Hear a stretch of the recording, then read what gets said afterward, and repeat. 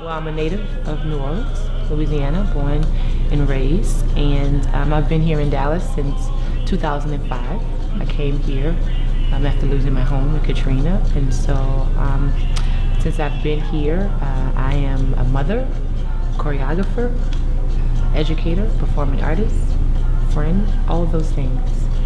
I grew up as a preacher's daughter, and it's so interesting, church, you know, being in church, not the religion, but being amongst the communal experience. In church, you know, there's the music, there's these impulses that kind of just make you just move. So I am a freelance artist, choreographer, educator, and I just do my thing, honey. Based on everything I've learned in my life, from the dance to the educational component of it to the spiritual side of it, I just fuse all of those things into what I do. So, you know, Miss G is something else. All my kids call me Miss G, and I am a very transparent, honest, and real teacher. I believe in teaching where the student can see you as the human, then that will open them up to the artistic experience. I don't play with kids. The kids know when Miss G, they can smell me coming. They always say they smell my oils in the hallway. When I'm coming in the building, be like, I can smell her, she around here somewhere, right? My kids know that there's always an expectation every single day. And you are to work toward that. I've taught children in the housing development and projects to the university level. I teach elders. I do a movement therapy class for elders. I teach all ages, and I love what I do, but I'm a very no-nonsense teacher. So if you come in Miss G class, you better be ready, have your asthma pump and your Gatorade, and be good. And let's get to work. So yes, that's Miss G. What's important to understand as a part of the Africanist culture and traditions, storytelling is very important. We live by oral traditions. We believe in passing our stories down from generation to generation. And in these myths, there is always a lesson to be learned. So when I read the book, when I read the story, I thought it was a beautiful story, definitely for siblings, you know, kids, brothers and sisters, or sisters and sisters, to get the message behind, because you know it's not always easy being brothers and sisters, you know, like the relationships. What is that? And you always have a yin and a yang, a child that does everything you say do, and then that other one that just always goes the opposite way, right? So I think MUFARO does a beautiful job at expressing how siblings should support each other inside of their different identities.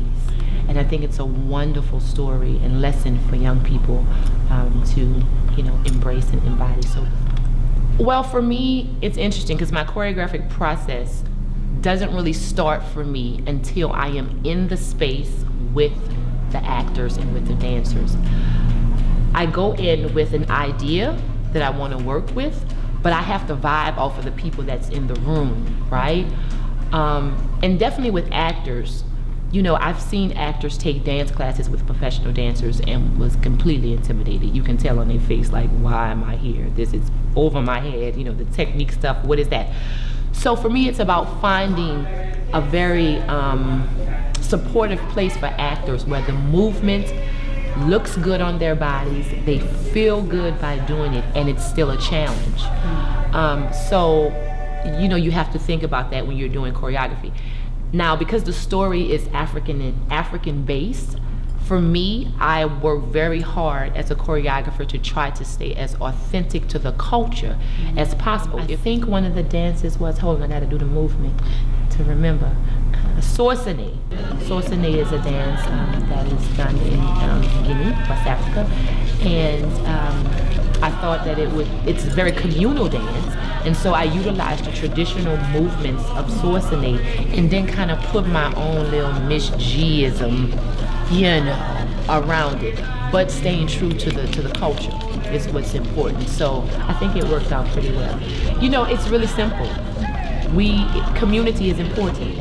And I want to say this in the most humblest way, but there's something about the Black experience of who we are when we go to church, when we go to our family reunions, when we go to weddings, when we do all these things.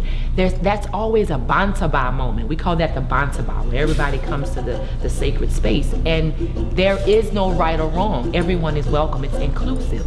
So I think that the play also lets people see the inclusiveness of community. I think when children see the choreography, because I think there's certain pieces, if I can remember, of the choreography that's very, very active, right? When a child sees that, they get excited. First of all, they get excited by the drums. There's something about the music. They hear the music, and